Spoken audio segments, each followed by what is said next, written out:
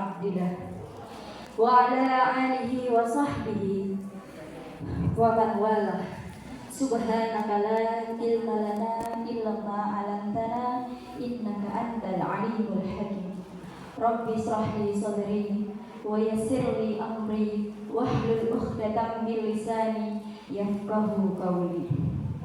Subhanallahi wa bihamdihi adada khalqihi wa ridha nafsihi wa zinata arsihi wa midada kalimatihi. Raditu billahi rabba wa bil islami dina wa bi muhammadin nabiyya wa rasulah. Rabbi zidni ilman warzuqni fahmi.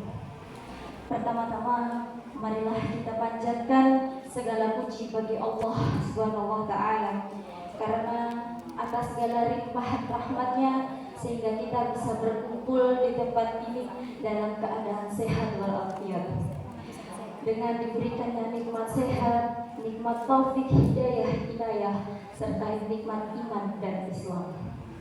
Yang kedua kalinya, salawat serta salam mudah-mudahan tetap terlimpah kepada junjungan kita Nabiullah Muhammad Sallallahu Alaihi Wasallam yang telah membimbing kita dari jalan gelap gulita menuju jalan terang benderang, yaitu dengan diajarkannya syariat adilul Islam. Bu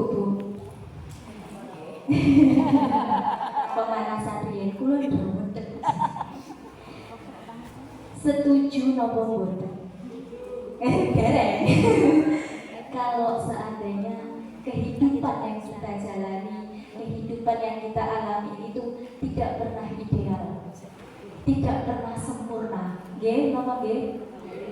Mesti wonten kurangi, mesti wonten lumpuhe. Niki sampun ditegaskan kali Gusti Allah, Bu. Kata Allah, sesungguhnya engkau sebagai umat manusia pasti kami akan mengujimu. Sesungguhnya kami akan benar-benar mengujimu. Jadi Bu, yang namanya hidup itu tidak pernah lepas dari yang namanya ujian. Kadang disenengi wong, nggih kadang dibenci tiyang, nggih kadang sing remen, nggih kadang sing boten remen, nggih kadang-kadang dipaido tiyang. Kinten-kinten sok sinten sing tahu dipaido? Napa jangan-jangan malah maido? Wah, ketahuan. Insyaallah boten nggih Bu. Kita di sini tidak ada yang suka maido koncone, maido tanggane. Boten nggih, insyaallah. Dan itulah kehidupan Bu. Tidak pernah ideal. Tapi Allah menegaskan, la yukallifullahu nafsan illa wus'aha. Sesungguhnya engkau tidak akan pernah diuji, Allah tidak akan pernah mengujimu di luar batas kemampuanmu, di luar batas umatnya.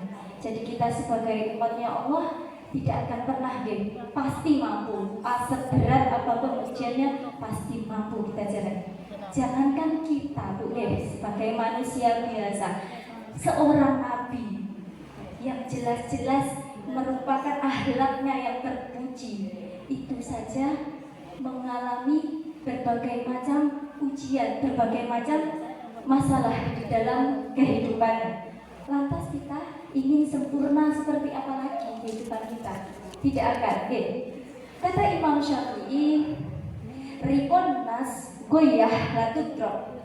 Dicintai oleh semua orang itu merupakan cita-cita yang mustahil. Jadi gak mungkin Bu, gak mungkin saapi-api wong mesti ono elek, saelek wong mesti ono api. Ini wonten lagune nggih. Sing kiye senengane dangdutan nggih paham. Tidak akan pernah tercapai. Jadi saran kula, berhentilah memusingkan tingkah orang lain terhadap kita. Berhentilah memikirkan pandangan-pandangan orang lain terhadap kita. Bahwa wong kepengen maido, bahwa wong pengen gak seneng disak kersane.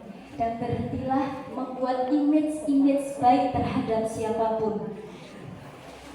Tujuan kita yang harus kita lakukan hanya berbuat yang terbaik menuju jalannya Allah. Kepada diuji ada 5 janji Allah. Ujian yang dihadirkan kepada kita adalah bentuk sayangnya Allah kepada kita. Boleh jadi di balik ujian itu ada pesan cintanya Allah, yaitu datangnya dengan ujian. Di samping itu ada 5 kabar gembira terhadap orang-orang yang sedang diuji.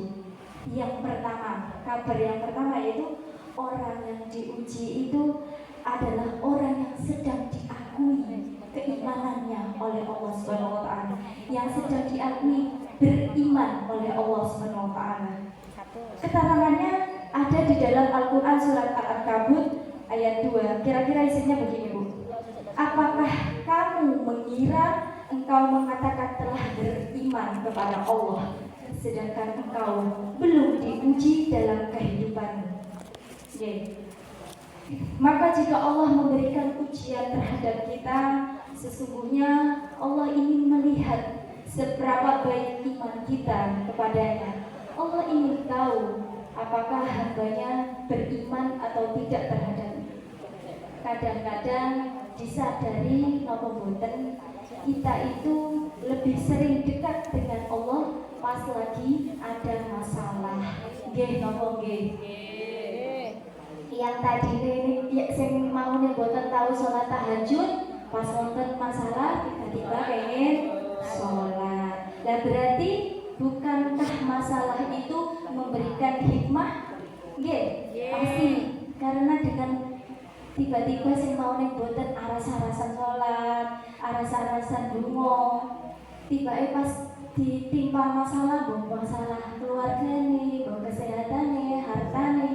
Oh alhamdulillah pengen mendekatkan diri kepada Allah dengan sholat tahajud. Waktu urusannya lancar, keluargane sakinah mawaddah warahmah, mboten tahu diuji, anak putune manut, mantune Jawa, kok malah menjauh dari Allah. Pas tiba-tiba ada masalah sekedhik mawon, tiba-tiba pengen sholat tahajud. Kadang ujian yang paling berat dalam kehidupan kita itu bukan masalahnya yang besar, Bu, tapi bagaimana ketika kita diberikan ujian itu membuat kita lebih mendekat kepada Allah, apa justru menjauh dari Allah. Kadang-kadang kita merasa ketika diuji dengan masalah merasa frustasi, atau kadang-kadang merasa stres, pengen healing itu, Bu, boten sing kemana-mana. Healing yang terbaik itu adalah healing menuju kembali kepada Allah.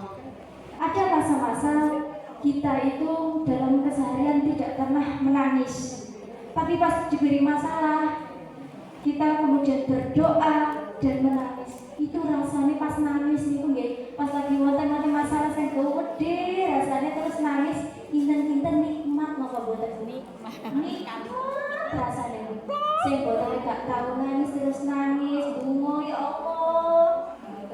Itu rasanya nikmat. Itu artinya apa, Bu? Allah itu kenikmatan itu artinya apa? Allah itu sedang memeluk kita. Allah sedang membela kita agar kita segera kembali kepada Allah. Dan itu nikmatnya luar biasa. Maka untuk hari ini yang sedang diuji, yakinlah kita sedang diakui sebagai apa, Bu? Hambanya, sebagai orang-orang yang beriman. Jadi kudu bangga lek sedang diuji orang, kalau sedang diakui orang yang beriman. Nah, mau kan jelas deh, Allah kita tidak akan diakui orang yang beriman kalau kita belum diuji. Nah, ini berarti kalau kita sedang diuji berarti kita diakui orang yang beriman. Syaratnya suka apa? Sabar. Yang kedua adalah orang yang sedang diuji itu orang yang dijanjikan masuk surga. Nah, kok iso mau diuji kok malah masuk surga? Bu, makin berat ujiannya, makin besar sabar kita, maka semakin terbuka pintu surga bagi kita. Maka wajar jika ada orang yang nanti hisabnya di akhirat itu diringankan oleh Allah. Kok bisa? Karena Allah sudah menyegerakan ujian-ujian kita ketika kita di dunia. Jadi makin karek milih surgane sing pundi. Niku janjine Gusti Allah, mboten kula nggih. Kula niki namung niru apa sing jare Gusti Allah, namung nyampekne kenapa sing jare Gusti Allah. Dikisahkan Bu, ada seseorang yang terbingung-bingung. Kenapa kok bingung? Pada saat itu sampai di akhirat dia mendapatkan surga VVIP. Padahal sholatnya biasa-biasa mawon, puasanya dia biasa-biasa mawon. Dia mau sholat wajib, terus poso wajib, terus zakatnya dia biasa-biasa mawon. Tapi dia masuk surga VVIP. Nah kok sakit? Karena kata Allah, aku tempatkan dia di tempat yang paling baik ini karena selama di dunia dia selalu sabar dengan ujian yang aku berikan. Dan engkau tetap berdoa kepadamu. Berarti Bu, ketika mendapatkan ujian, sabarlah dungo, jangan putus asa. Alah, aku dungo bolak-balik gak tau dikabulno karo Gusti Allah. Akhirnya wis kapok wis sekarang. Padha wae lha iku gak tau dungo, gak tau sholat, gak tau ibadah, gak tau zakat ae sugih keluargane rukun. Aku wis sholat jeneng wale, jentat-jentit, poso gak leren-leren, sing poso Senin Kamis lah, sing poso ayam mulbit lah. Wah, tiba-tiba kok tambah abot masalahku. Loroku gak waras-waras, sambat jawane Bu. Wonten Ibu. Bu kali paling banter. Jadi nih, dan ini adalah kata Allah hasil doa-doamu yang belum aku kabulkan. Jadi ternyata Allah itu menunda doa umatnya tidak segera dikabulkan biar apa? Biar itu tadi kita semakin sering berdoa, semakin bermesraan dengan Allah. Kadang Gusti Allah niku nggih mempunyai sifat yang cemburu. Nggih. Dadi Gusti Allah niku mboten sanake sekali menungso Bu. Lek wong menungso niku semakin disambati niku semakin Rasulullah paling gak seneng lek ana wong sambat. Tapi lek Gusti Allah kuali-ali semakin kita meminta, semakin kita mengeluh kepada Allah, itu Allah itu semakin senang. Berarti umatku berarti ngarep-ngarep aku. Apalagi tadi di persetika malam yang terakhir dengan sholat tahajud. Umatku memanggilku, umatku mengharapkanku. Berarti gak mungkin Gusti Allah gak ngabul, tapi dengan cara ditunda. Allah itu tahu kapan yang terbaik untuk kita.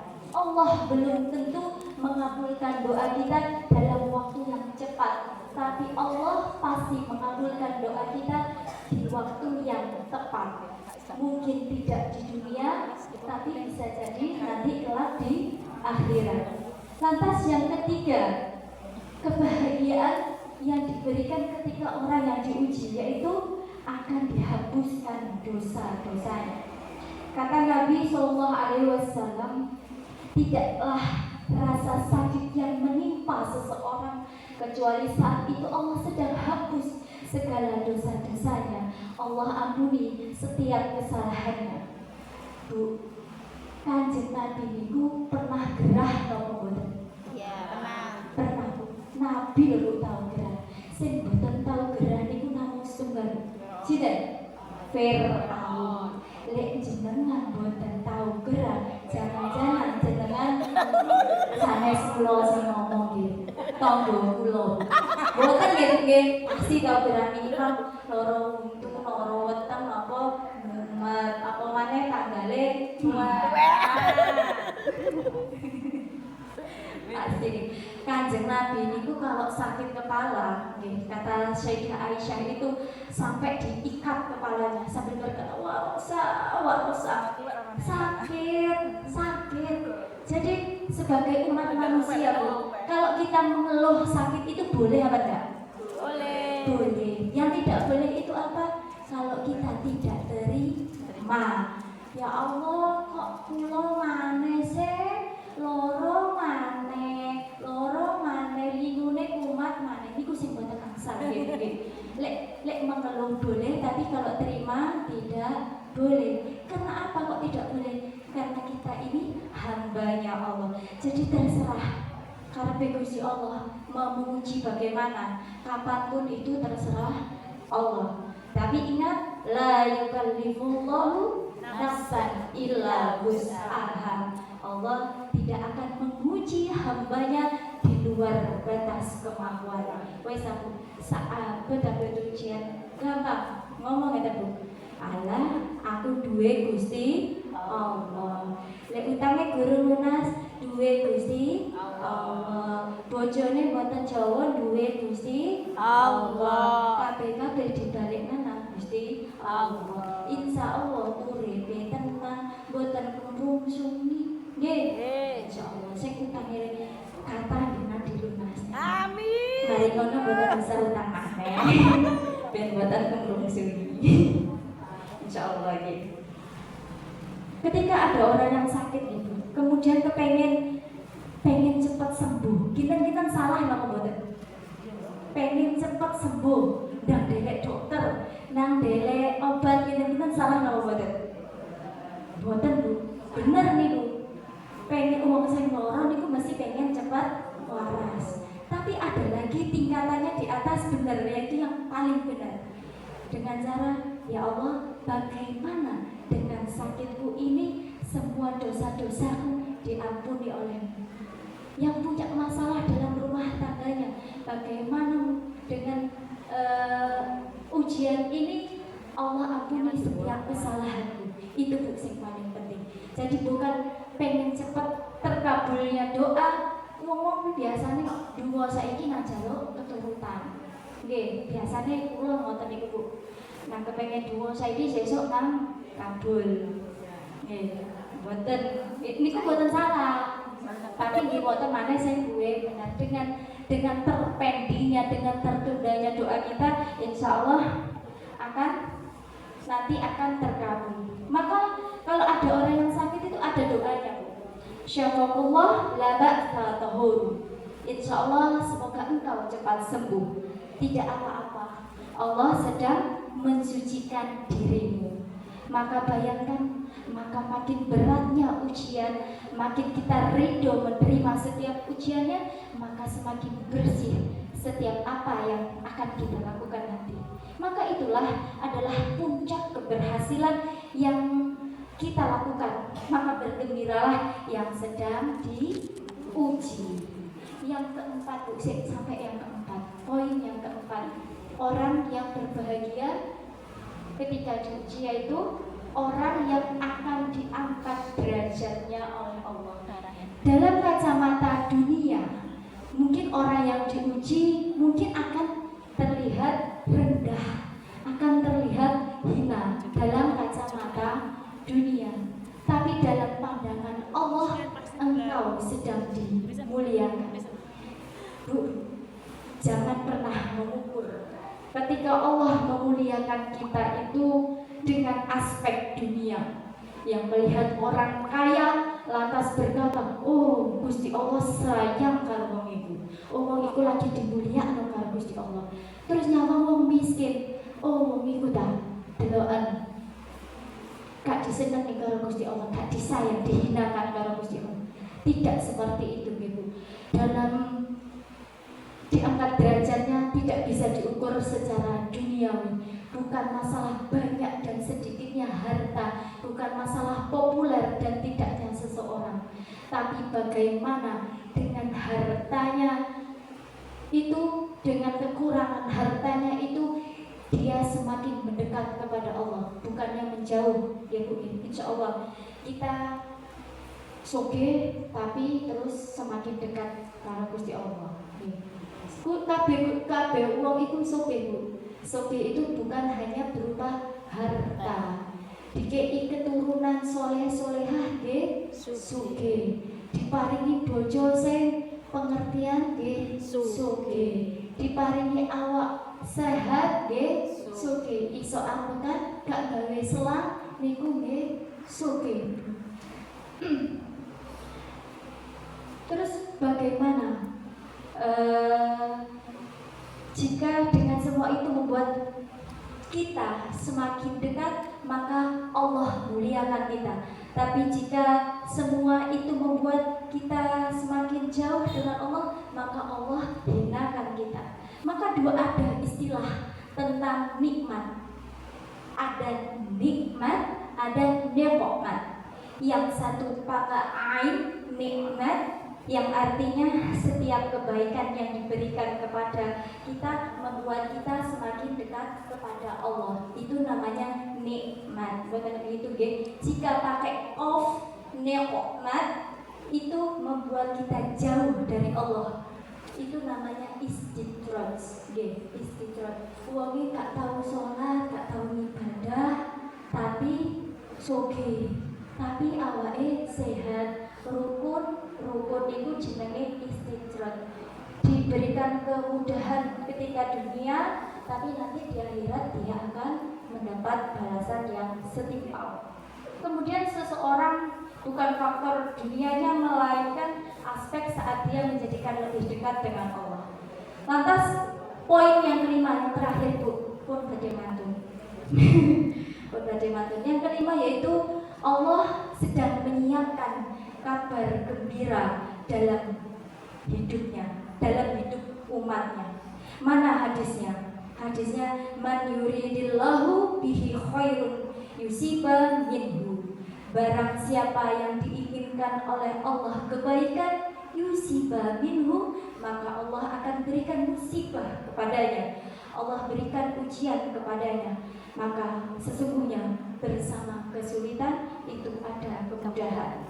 Banyak kebaikan yang Allah siapkan untuk kita. Kita tidak mungkin bisa merasakan namanya manis jika kita belum merasakan yang namanya pahit. Kita tidak bisa merasakan yang namanya sehat jika kita tidak pernah merasakan yang namanya sakit. Kita tidak bisa merasakan yang namanya kecukupan jika kita belum pernah merasakan yang namanya kekurangan. Maka nikmatilah fase-fase sulit kita, fase-fase sudah susah kita, fase-fase diuji, karena disitulah Allah sedang titipkan pesan cintanya untuk kita. Cukup sekian dari saya. Semoga kita bisa mengambil pelajaran dari kisah-kisah tadi. Kurang lebihnya saya mohon maaf. Nun wal qalami wa ma yastumun. Wassalamualaikum warahmatullahi wabarakatuh.